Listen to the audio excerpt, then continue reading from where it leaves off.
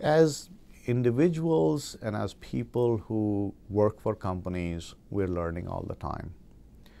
While we learn every day, we often don't think about how we learn or learning about learning, and more importantly, what inhibits our learning. And here it becomes very important to think about a concept called mental models. Mental models are really our theories about how the world works.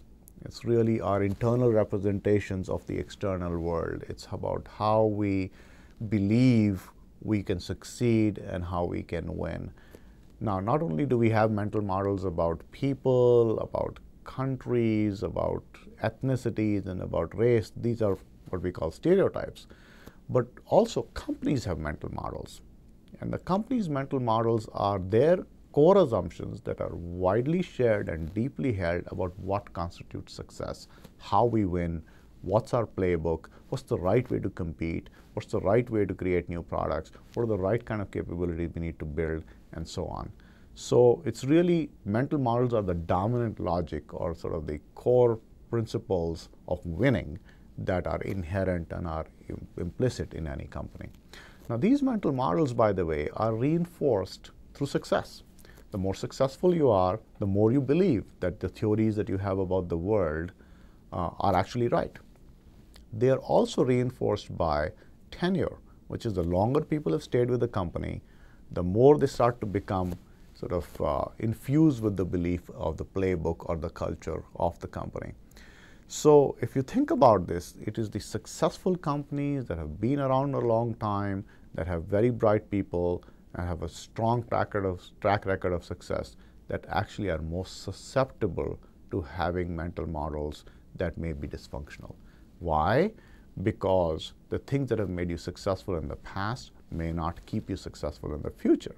So as the context of business changes, as the environment changes, as customers and markets change, as technologies change, the mental models that brought you to where you are may actually hurt you from getting into the future. So we all, in some sense, become prisoners of what we know, and success becomes a failure trap, really. So in order to sort of shift our mental models, we need to sort of dig in deeper and ask ourselves, what are these core beliefs that we have about how we win or what constitutes business success?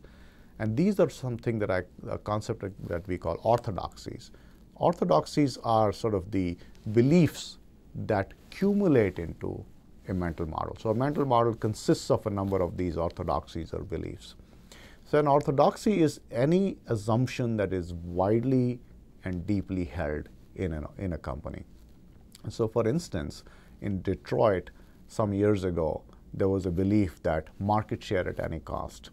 You've got to keep the plants going, and therefore we're going to sell our cars and maintain market share even if we have to give them away. And of course that is being questioned now. And there was another related idea was bigger is better. So we saw cars and SUVs become bigger and more powerful, but now we're being forced to re-examine that belief. So these orthodoxies that really become dysfunctional, particularly when the context changes, are the place where we start if we want to change our sort of approach to innovation, if we want to think differently. We need to surface these mental models, we need to identify these orthodoxies, we need to question them, and then by reversing these orthodoxies or reversing some of the assumptions, I think it becomes very stimulating to think about new possibilities.